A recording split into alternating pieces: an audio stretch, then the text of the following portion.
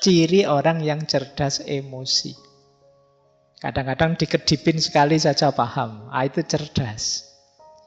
Kita mengangguk atau menggeleng sebentar, dia paham. Itu cerdas secara emosi. Banyak orang yang tidak peka dengan yang begitu-begitu. Nah, kemudian orang yang cerdas emosi itu melakukan segala sesuatu karena dirinya sendiri. Tidak tergantung atau mudah terpengaruh oleh segala yang di luar dirinya. Jadi dia bisa memotivasi dirinya. Daya tahan dirinya kuat. Jadi mampu menahan diri. Saya siap melekan hari ini demi besok tulisanku selesai. Ini kemampuan daya tahan diri. Jadi melekan itu kan tidak enak. Tapi aku siap menahan tidak enak sebentar demi kenyamanan yang lebih besar nanti. Ini orang cerdas emosi.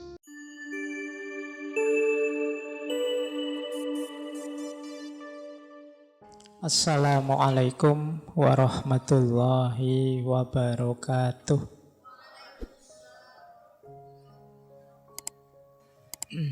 Bismillah, teman-teman. Mari kita lanjut lagi ya, belajar lagi. Kita awali dengan kecerdasan emosi. Jadi orang yang cerdas secara emosi adalah orang yang mampu dan kuasa untuk mengenali dan memahami emosinya. Ini yang pertama. Jadi paham emosinya. Jangan dikira ini mudah loh. Banyak orang yang tidak mengenali emosinya. Banyak orang yang marah tapi tidak tahu kalau dia marah atau tidak sadar kalau dia marah. Mas mbok jangan marah gitu. Siapa yang marah? Nah, itu kan namanya tidak sadar kalau dia marah. Jadi orang yang cerdas emosi itu bisa menjelaskan dirinya. Dia paham dirinya. Ini saya sedang marah ini. Saya sedang gembira ini. Saya sedang sedih ini. Kan banyak orang yang menyangkal emosinya sendiri. Wah, kamu jatuh cinta ya? Enggak, katanya siapa. Tapi tiap hari stalking, lihat Facebooknya, lihat. Jadi paham emosinya dan bisa menggunakannya secara pas. Baik untuk membereskan dirinya maupun saat berhubungan dengan orang lain. Ini namanya cerdas secara emosi. Diri sendiri dan yang lain. Karena nanti ada kalanya orang itu bagus untuk dirinya sendiri, tidak bagus untuk orang lain. Atau sebaliknya. Bagus untuk orang lain, tidak bagus untuk dirinya sendiri. Kalau dalam etika filsafat itu orang yang bagus untuk dirinya sendiri tapi buruk untuk yang lain namanya orang egois. Ada orang yang mengorbankan dirinya untuk orang lain, berarti kan bagus untuk orang lain tapi jelek untuk dirinya, namanya orang altruis. Jadi, orang cerdas emosi itu imbang. Ya baik buat dirinya, baik juga buat orang lain. Dan dia paham tentang emosi-emosi yang ada dalam dirinya. Itu ada istilah ini pertama kali digunakan oleh Peter Salovey dan John Mayer. Tapi yang paling mempopulerkan istilah ini ya Daniel Goleman. Ini ciri-cirinya, ini umum saja ya. Semoga tidak ada yang tersinggung. Jadi ada yang emosinya rendah, kecerdasan emosi rendah, dan ada yang kecerdasan emosinya tinggi. Orang yang kecerdasan emosinya rendah antara lain, ini saya tidak bilang semua, cirinya adalah yang pertama, cenderung mencari kesalahan pada orang lain. Kalau dia merasa tidak nyaman secara emosi. Selalu mencari kambing hitam. Siapa ya yang membuat aku gelisah? Siapa yang membuat aku ruwet kayak gini? Selalu mencari keluar. Nah, ini ciri-ciri emosinya rendah. Paling tidak dia membiarkan dirinya disulitkan, direpotkan, digelisahkan oleh orang lain. Berarti dia tidak mampu mengontrol dirinya. Seperti kemarin-kemarin kan sering kita bilang bahwa kamu itu sakit hati atau tidak tergantung dirimu, tidak tergantung orang lain. Kalau ada orang lain kok bisa membuatmu segelisah itu, ya salahmu sendiri, kamu mau digelisahkan oleh dia. Nah, jadi cenderung menyalahkan orang lain. Yang kedua, tidak mampu mengungkapkan perasaan. Seneng tapi tidak berani mengungkapkan bahwa aku suka. Benci tapi takut mau bilang aku tidak suka. Nah, ini daya kontrol emosi kita tidak bagus. Tidak cerdas mengungkapkan apa yang kita rasakan. Pak, saya tidak nyaman loh Pak ngaji kayak gini nih, tapi saya tidak berani ngomong lah. Nanti kalau saya ngomong diketawain orang semasjid ini misalnya. Nah, itu ada sering kita itu dilanda kendala untuk mengungkapkan apa yang kita rasakan. Ya kita sulit milih ekspresi yang pas, diksi yang sesuai, yang tidak menyakiti orang seperti apa. Itu kita sulit milih. Ini berarti kemungkinan memang daya kecerdasan emosi kita perlu ditingkatkan lagi. Yang ketiga, suka menyerang, menginterupsi, mengkritik, memberi cap orang lain. Agresif ke orang lain. Nah, ini ciri-ciri kecerdasan emosinya kurang tinggi. Saya mau bilang rendah kok sungkan. Jadi ya jangan suka nyerang orang lain. Ini alamat apa? Dia kesulitan untuk berempati atau memahami atau mengerti perspektif yang diambil orang lain. Jadi dia hanya merasa satu-satunya yang benar ya versiku. Akhirnya yang lain dianggap salah semua, dikritiki, diserang terus yang lain. Nah, ini kemampuan kelola emosinya rendah. Yang keempat, suka memberi analisis rasional berlebihan menanggapi ungkapan perasaan orang lain. Nah, ada enggak teman-teman yang punya teman ketika kita sedikit curhat padanya, kita curhat 3 detik, dia nasihatnya setengah jam. Ya. Aku itu loh kok perasaanku enggak nyaman ya. Wah, terus kita nasihati, ya hidup itu memang begitu, ada teori ini ada. Iya. Jadi itu sebenarnya ya termasuk ciri-ciri belum matang emosinya. Masih ingin mendominasi, masih ingin menguasai, masih ingin orang lain harus ikut dia. Nah, terlalu banyak ingin ngontrol. Berarti dia ingin memposisikan diri lebih tinggi dari temannya, dari sahabatnya. Nah, termasuk ciri emosi yang rendah adalah sering bohong tentang perasaannya atau emotional dishonesty. Ini sama seperti tadi. Kalau tadi tidak mampu mengungkapkan, kalau ini bohong. Mungkin demi citra, mungkin demi orang lain senang, mungkin demi macam-macam. Tapi intinya dia bohong. Padahal itu merugikan dirinya, bisa juga merugikan orang lain. Karena orang lain jadi sulit memposisikan diri di hadapan kita. Suka enggak kamu kalau saya gayanya begini? Sebenarnya enggak suka, tapi bilang, wah suka sekali saya Pak. Meskipun nanti kalau saya enggak ada, diam-diam, itu loh Pak Faiz ngomong apa sejak tadi misalnya. Nah, ini namanya emotional dishonesty. Jadi ketidakjujuran emosional. Ini kalau orang-orang dekat kita, kalau kita tahu mereka enggak jujur kan menyakitkan. Jadi tidak hanya merugikan diri sendiri, tapi merugikan orang lain juga. Karena kita jadi sulit memposisikan diri di hadapan dia, wong dia tidak jujur. Jadi seneng tapi bilangnya benci, benci tapi bilangnya seneng, itu kan merepotkan. Jadi, ya mbok kalau seneng bilang saja seneng. Meskipun saya seneng sih, tapi ya kamu ndak usah terbebani lah, wong cuma saya saja. Kok kan ndak masalah. Yang penting kamu jujur. Nah, biasanya juga orang yang emotional quotient-nya rendah itu adalah pendengar yang jelek. Ndak betah dia mendengarkan, suka interupsi, suka debat. Ndak mampu menunggu orang sampai tuntas bicara. Di tengah jalan selalu menyela. Nah, ini kemampuan kontrol dirinya rendah. Mungkin kadang kalau debat itu kan sering saling nyamber itu. Mungkin dia khawatir kalau ini teman lawan bicaraku selesai ngomong, jangan-jangan sulit aku bantahnya. Akhirnya dicegati tengah jalan. Nah, ini pendengar yang jelek. Berarti debatnya memang nyari menang kalah, bukan mencari yang benar. Maka yuk latihan.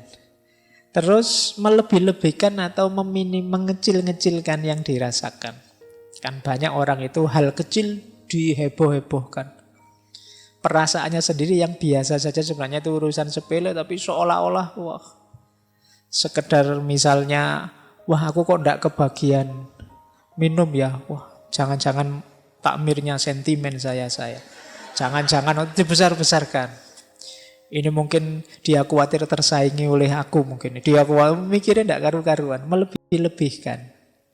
Jadi mendramatisir hal-hal yang sebenarnya biasa-biasa saja. Baik, terus tidak peka terhadap perasaannya orang lain. Jadi orang seperti apa dia tidak peka. Jadi ngertinya ya perasaanku saja. Dia marah-marah kalau orang tidak mengerti dirinya, tapi dia tidak mau mengerti orang lain. Kemudian sering merasa insecure, tidak aman. Sukar menerima kesalahan diri sendiri dan berat kalau mau minta maaf. Jadi kalau ada teman-teman punya ciri begini, berarti ya harus belajar lagi emotional quotient. Kecerdasan emosional. Kemudian pesimis, merasa dunia ini tidak adil. Wah, tidak adil dunia ini. Orang kaya kok tambah kaya, aku kok tambah miskin. Misalnya. Kan sering yang mengeluh begitu kan banyak. Tidak adil Allah ini. Kadang-kadang Allah juga dimarahi. Nah, ini hidup pesimis. Apa maunya Allah itu? Saya kemarin baca di mana itu. Apa yang dipikirkan Tuhan itu kan gitu. Kan banyak yang komplain dengan kalimat-kalimat begitu. Baik, jadi pesimis. Sukanya mengeluh. Yang dilihat yang buruk-buruk, yang jelek-jelek saja. Ini ciri-ciri emosional kecerdasannya rendah. Kemudian kaku, tidak luwes. Jadi sulit beradaptasi terhadap perubahan-perubahan dalam hidup. Orang yang kaku itu kan berat, mudah patah. Maka jadilah orang yang tangguh. Tangguh itu bukan berarti kaku. Kalau pakai ilustrasi biasanya orang berilustrasi kayak sabuk. Sabuk itu kan lentur. Jadi kadang-kadang dipakai di gigi satu ya bisa, di gigi dua bisa. Kalau kita sedang kerempeng ya masih bisa pakai yang gigi paling awal. Nanti kalau sudah agak makmur bisa. Luwes sabuk itu dipakai seperti apa saja bisa. Karena apa? Dia lentur. Beda dengan yang kaku. Tombak misalnya. Itu kan tidak bisa dilipat, tidak bisa ditekuk. Kalian bawa tombak naik motor ya malang-malang tidak karu-karuan. Karena apa? Kaku, mudah patah. Tapi kalau pakai sabuk gampang. Itu maka orang-orang yang emosinya tidak bagus, cara pengendaliannya ya dia biasanya kaku. Sulit sekali dinego. Sulit sekali dilembutkan. Terus biasanya kemudian jadinya tidak harmonis dengan orang. Lebih harmonis dengan yang bukan manusia. Iya. dengan koleksinya, dengan binatang kesayangannya. Sampai kemarin ada yang menikah sama kambing itu ya. Mungkin dia sudah putus asa dengan manusia, itu dia. Jadi kenapa ada orang putus asa dengan orang lain? Karena dia sendiri sulit membangun relasi yang harmonis dengan orang lain. Dia menyangkal fakta bahwa kita ini makhluk sosial yang tidak bisa hidup sendiri. Nah, jadi itu di antara ciri. Kalau ada orang kok lebih sayang dengan motornya, dengan mobilnya daripada keluarganya, anaknya, istrinya, itu kemungkinan ada masalah dalam relasi. Terus puas kalau bisa menghina orang lain, mengalahkan orang lain. Kadang-kadang dibela-belain dengan bikin hoax, bikin kebohongan. Yang penting musuhku kalah. Nah, ini berarti orang yang lemah secara emosi. Kebalikannya kalau orang yang kecerdasan emosinya tinggi, itu ya kebalikan ciri-ciri tadi. Dia tidak takut mengungkapkan apa yang dirasakan. Kalau iya bilang iya, kalau tidak bilang tidak. Kemudian tidak didominasi oleh perasaannya. Orang bisa takut manusiawi tapi jangan didominasi oleh rasa takut. Orang bisa kecewa, ya wong manusiawi, tapi ya jangan terus hidupmu hancur gara-gara satu kekecewaan kecil. Jadi tidak didominasi oleh perasaan. Kemudian mampu membaca isyarat-isyarat, tidak hanya kata-kata. Ini hubungannya dengan kepekaan tadi. Misalnya sudah jam 10 ngaji tidak selesai-selesai, yang di sana menguap, yang di sini menguap, tapi saya ngomongnya asik saja, tidak peduli. Itu padahal di sana sudah isyarat itu kan, menguap itu ngantuk. Nah, membaca bahasa nonverbal ini salah satu ciri kecerdasan emosi. Itu nanti kayak orang ceramah, tidak selesai jamaahnya sampai mulet-mulet dia ngomong terus. Sampai dikode gini-gini juga tidak paham. Materinya malah ditambah. Al-waktu kas-saif. Waktu memang penting. Ini sudah diminta selesai, tidak paham. Ini komunikasi nonverbal namanya. Ciri orang yang cerdas emosi. Kadang-kadang dikedipin sekali saja paham. Itu cerdas. Kita mengangguk atau menggeleng sebentar dia paham. Itu cerdas secara emosi. Banyak orang yang tidak peka dengan yang begitu-begitu. Nah, kemudian orang yang cerdas emosi itu melakukan segala sesuatu karena dirinya sendiri. Tidak tergantung atau mudah terpengaruh oleh segala yang di luar dirinya. Jadi dia bisa memotivasi dirinya. Hari ini kan banyak orang untuk motivasi saja mahal-mahal ngundang motivator. Biar saya tidak males, Pak. Oh, tidak males saja kok males. Tinggal kamu tidak males kan selesai.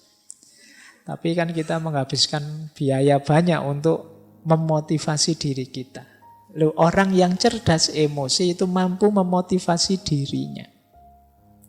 Kemudian kebalikannya orang yang rendah emosinya, dia optimis, orang yang cerdas emosi itu.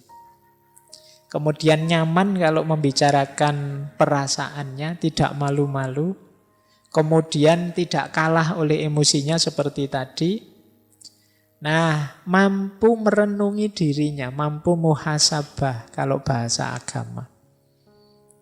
Oh iya ya, apa pas ya saya emosi saya seperti tadi misalnya. Harusnya aku lebih agresif sedikit sehingga anak-anak ini tidak ngantuk misalnya. Itu merenung. Karena saya bilang tadi emosi kita itu bukan harga mati. Tidak seperti IQ. Jadi tergantung kita ingin dibentuk seperti apa. Nah, kemudian ada ketahanan emosi, tangguh. Baik, jadi ada 5 nanti, kalau ini menurut Daniel Goleman, 5 kunci kecerdasan emosi. Jadi orang yang cerdas secara emosi, itu cirinya 5. Yang pertama self-awareness, yang kedua self-regulation, yang ketiga motivation, Yang keempat empati, yang kelima social skill. Kuncinya di sini. Yang pertama apa? Self awareness, kesadaran diri. Mampu mengenali dirinya, mengenali emosinya, dorongan jiwanya, dan juga efeknya. Nah, ini namanya self awareness. Wah, saya itu biasanya kalau ketemu teman yang seperti itu mudah tersinggung. Nah, ini mampu mengenali dirinya. Harus hati-hati ini saya. Nah, itu sadar diri. Wah, ini ngajinya sampai jam 10. Lama, saya biasanya tidur jam 9, berarti nanti mesti aku ngantuk. Kalau aku ngantuk, pikiran tidak jernih. Kalau pikiran tidak jernih, ya ngajinya tidak bisa masuk. Kalau kadang-kadang kalau ngantuk tidak ngerti kiri kanan, akhirnya nendang gelas. Kemudian, nah ini self awareness, sadar diri. Jadi ngerti emosi-emosi yang bermain dalam dirinya. Dia bisa memprediksi kalau situasinya begini, nanti aku mesti begini. Kalau kondisinya begini, nanti aku mesti begitu. Ini orang yang sadar emosi. Yo, kalau tidak sadar emosi gimana kita ngontrolnya? Kecerdasan emosi itu kan secara umum bagaimana kita mengontrol emosi kita lah. Kalau kita tidak tahu yang dikontrol apa kan ya berat. Jadi yang pertama ini self awareness, sadar emosi. Yang kedua setelah sadar apa? Self regulation, ngontrol. Nah, kalau tadi sadar menerima, kalau ini ngontrol. Saya tahu ngobrol dengan orang kayak gini ini mesti membuat mangkel, membuat tersinggung, tapi saya tahanlah. Saya tidak marah, sing waras ngalah wis tidak apa-apa. Nah, ini namanya mampu, orang yang cerdas emosi. Hari ini kan sulit kita untuk bisa mengontrol ini. Kalau menyadari mungkin mudah ya, tapi ngontrol ini berat. Apalagi dorongan untuk yang negatif-negatif yang sudah sering kita lakukan. Biasanya orang itu kalau punya kebiasaan kok negatif itu kan sulit mengubahnya. Akhirnya apa? Mencari alasan agar yang ini sebenarnya negatif terus jadi positif. Jadi mencari alasan agar yang negatif-negatif tadi terus jadi positif. Bukan mengubah yang negatif jadi positif. Yang dicari alasannya saja. Nah ini berarti bukan self-regulation. Jadi misalnya biasanya rajin ngaji sih, tapi sekarang kok males ngaji ya. Nah, terus dicari alasan, males ngaji. Ngaji itu kan sunnah, tidak wajib. Wong saya juga bukan ahli Al-Quran, wong ya bukan hafid, bukan. Jadi ya tidak masalah lah. Yang penting kan masih sholat, masih syahadat. Nah, ini namanya bikin alasan. Untuk kebiasaan yang sebenarnya kita tahu itu negatif. Ini ciri orang yang tidak bisa self-regulation.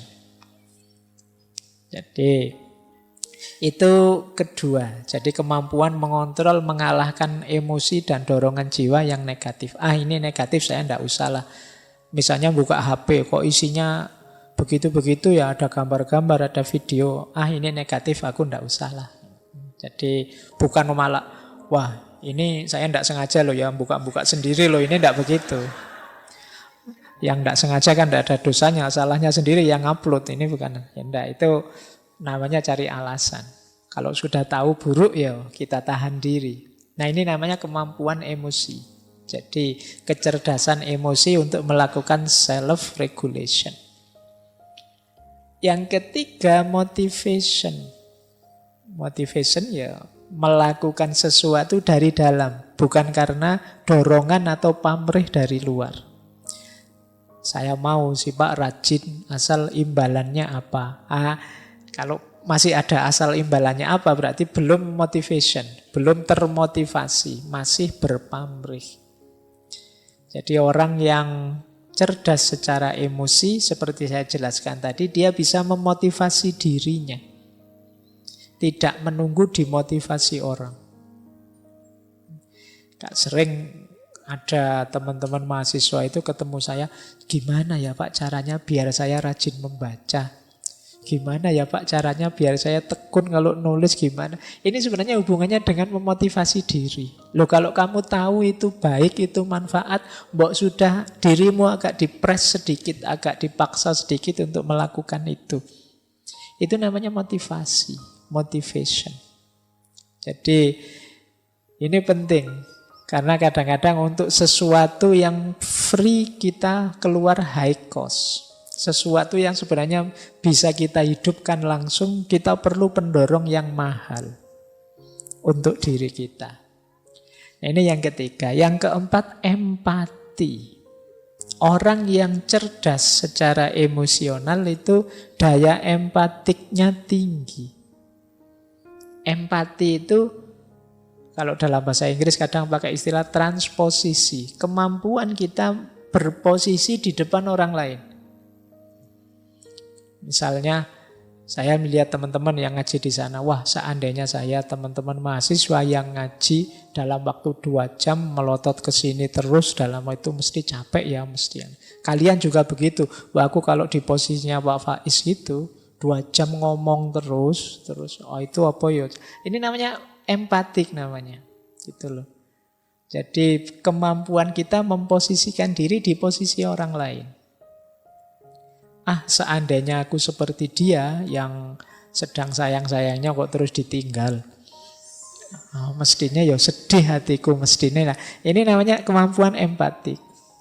Ndak ingin aku menertawai dia tapi kok ya kasihan ya. Kalau aku di posisi dia ya, itu namanya empati. Kalau aku di posisi dia jadi orang yang khilaf sih ndak sengaja tapi kemudian diserang kiri kanan, dimarahi, dianui, wah mestinya ya sedih. Sudahlah aku tidak usah ikut maki-maki, tidak usah menyerang. Ini namanya empati. Jadi kemampuan memposisikan diri di posisi orang lain. Ini akan jadi kunci nanti dalam hubungan sosial.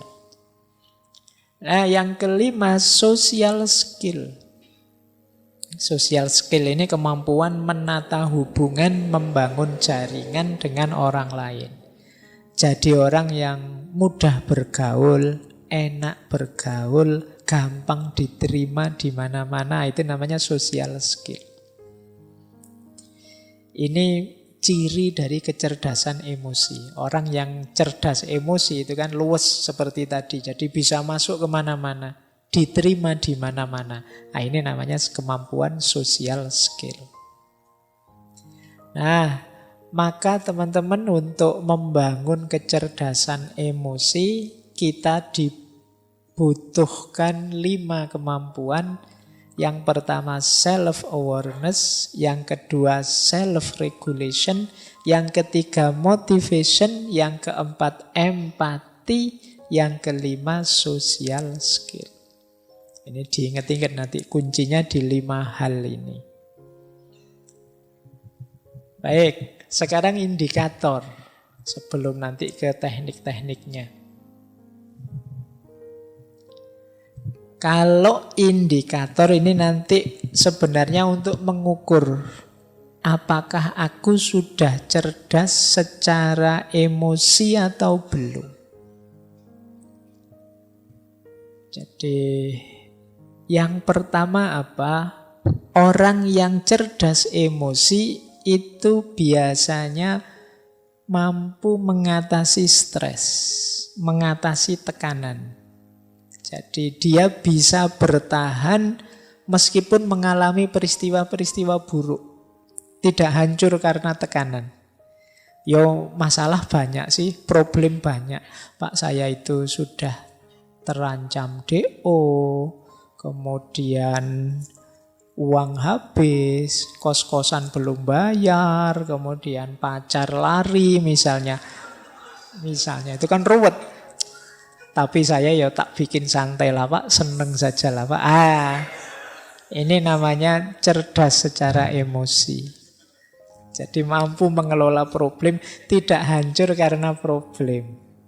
Nah, meskipun kadang kamu itu cerdas apa ndak waras. Ya masalah sebesar itu kok cengenges-cengenges.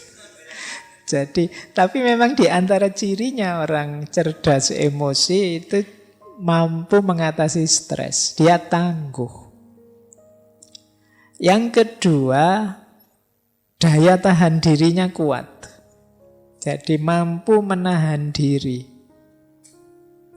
Saya siap melekan hari ini demi besok tulisanku selesai. Ini kemampuan daya tahan diri. Jadi melekan itu kan tidak enak. Tapi aku siap menahan tidak enak sebentar demi kenyamanan yang lebih besar nanti. Ini orang cerdas emosi. Sudahlah, saya tahan saja dimarah-marahi dosen, yang penting nanti ditandatangani lah. Ini lumayan emosimu, cerdas secara emosi. Paling nanti dosennya lah ya bosen-bosen sendiri sama saya. Lama-lama ya ditandatangani. Nah ini ciri kedua. Jadi orang yang cerdas emosi itu punya daya tahan diri yang bagus. Punya ketangguhan, keuletan, kesabaran mengikuti proses. Saya tahu tidak ada yang instan, maka ya saya ikuti prosesnya. Ini mampu mengendalikan diri. Yang ketiga, orang cerdas emosi itu mampu mengelola suasana hati seperti yang dia inginkan. Jadi, biasanya orangnya tenang. Ada masalah, ya, tapi bukan berarti aku harus gelisah. Ada problem, ya. Kadang-kadang ya sedih, kadang-kadang ya ruwet hidup ini, tapi ya tenang saja. Nah, kalau bahasanya agama kan mutmainnah. Jadi batinnya sudah stabil. Apapun yang terjadi tidak belok-belok sudah, tidak naik turun lagi. Nah, ini orang yang cerdas secara emosi.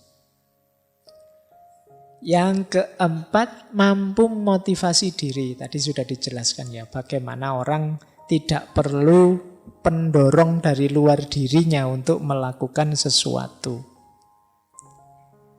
Yang kelima, mampu memahami orang lain lewat empati.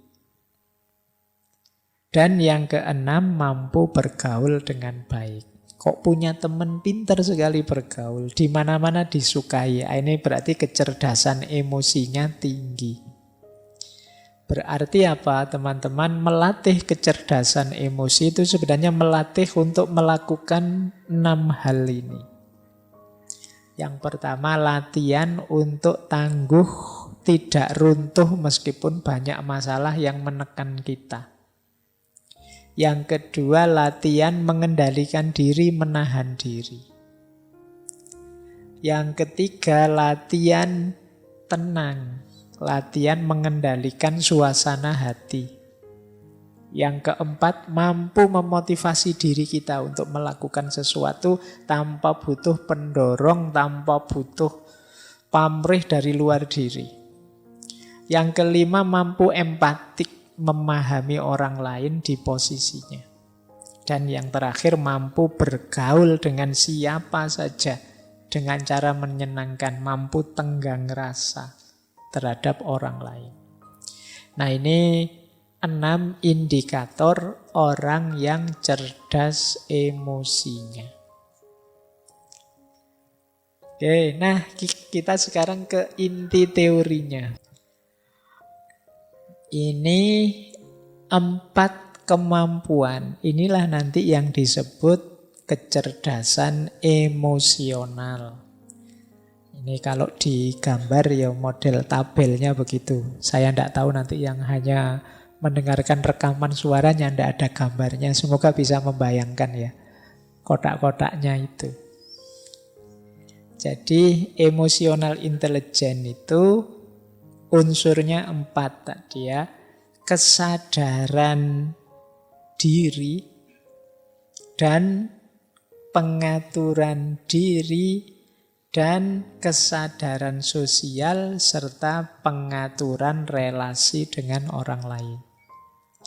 Jadi 2 yang pertama itu namanya personal competence, kemampuan personal. 2 yang terakhir namanya social competence, kemampuan sosial.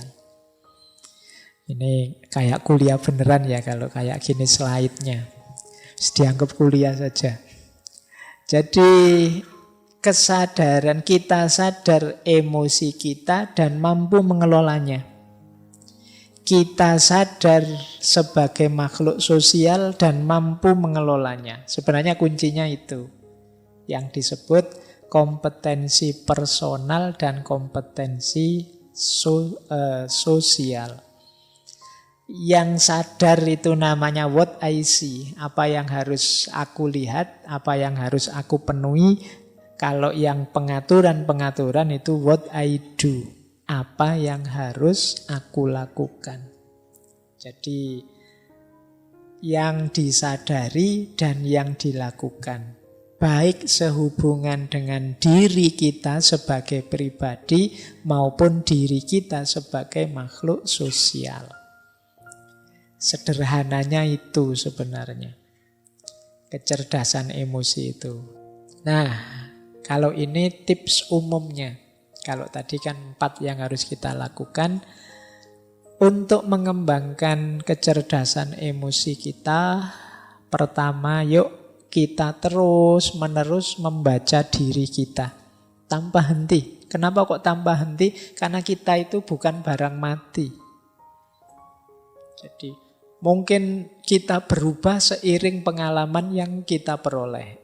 Baik pengalaman baik atau pengalaman buruk. Maka harus ada waktu yang kita sempatkan untuk muhasabah, mengenali diri kita sendiri. Dan itu kontinu, rutin, terus-menerus. Kemudian kita pahami apa sih tujuan hidup kita ini. Ini akan membuat kita lebih semangat menjalaninya. Kita melakukan sesuatu dan punya tujuan itu kan lebih kondusif daripada tidak tahu nanti mau kemana. Saya jadi orang baik itu mau apa toh Pak? Itu kalau kita tidak tahu tujuannya kemana itu kan semangatnya kurang. Tapi kalau kita tahu tidak Pak, ini dalam rangka memperoleh ridhonya Allah misalnya. Itu kan tujuannya jelas. Ini dalam rangka biar adil makmur kita. Itu tujuannya jelas. Jadi mari memperjelas tujuan. Kemudian mari menegaskan perilaku yang ingin kita jaga. Maksudnya kita ini kan pasti ada sifat-sifat baik dalam diri kita. Nah, yang baik ini ingin kita jaga. Tapi ayo ditegaskan. Pak, saya itu meskipun tidak terlalu pinter, tapi saya itu tekun Pak. Ini akan saya jaga Pak. Ini namanya menegaskan perilaku yang ingin kita jaga. Sekaligus mengidentifikasi perilaku yang ingin kita kembangkan. Saya orangnya tidak sabaran Pak, tapi saya ingin jadi orang sabar. Ini berarti perilaku yang ingin saya kembangkan. Kita latihan untuk jadi orang sabar. Kemudian membiasakan diri dengan perilaku baru yang lebih baik. Jadi karakter, sifat, perilaku itu kan dia tertanam kalau kita biasakan. Maka riyadhah kita antara lain membiasakan perilaku yang baik. Kemudian menelaah buah atau efek dari apa yang kita lakukan. Kita itu kan sering perbuatan kita dasarnya dorongan emosi. Nah, mungkin saat kita jalankan kita tidak sadar, tapi selanjutnya mari kita berefleksi. Tadi aku ngomong gitu itu pantas tidak sih? Tadi aku mengungkapkan yang seperti itu sopan tidak sih? Ini namanya mikir efek dari yang sudah kita lakukan. Nah, kalau kita mengembangkan kecerdasan emosional kita secara tekun dengan cara-cara ini seperti di awal tadi, maka kemungkinan akan IQ EQ kita nilainya akan semakin meningkat. Jadi kecerdasan emosi kita akan meningkat.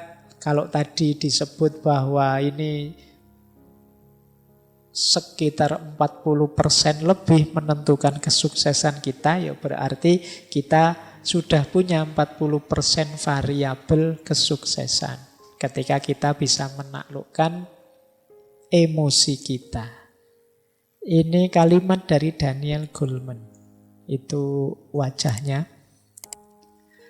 Ya, Kata Goleman, kalau engkau tidak menguasai emosimu, tidak sadar tentang dirimu, tidak mampu menata tekanan emosimu, tidak memiliki empati, tidak memiliki hubungan yang baik, maka sepintar apapun dirimu, engkau tidak akan dapat melangkah jauh.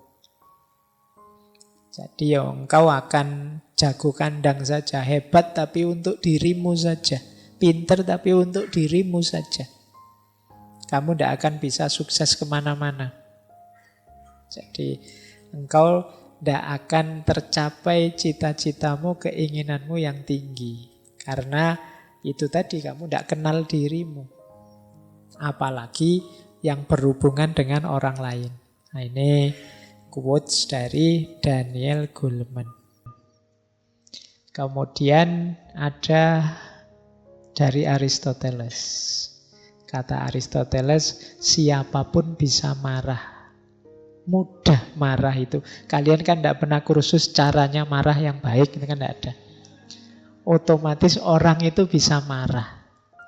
Tapi kata Aristoteles, marah kepada orang yang tepat, dengan kadar yang tepat, di waktu yang tepat, untuk tujuan yang tepat, dengan cara yang tepat, tidak dimiliki semua orang. Karena itu tidak mudah. Atau jangan-jangan tidak ada. Sulit loh marah kepada orang yang tepat saja. Ini kita juga mungkin milih-milih. Kadang apa seharusnya kita marah. Kadang-kadang saatnya kita memaklumi, kita marah. Saatnya kita menasehati, kita marah. Saatnya kita nuntun, kita marahi.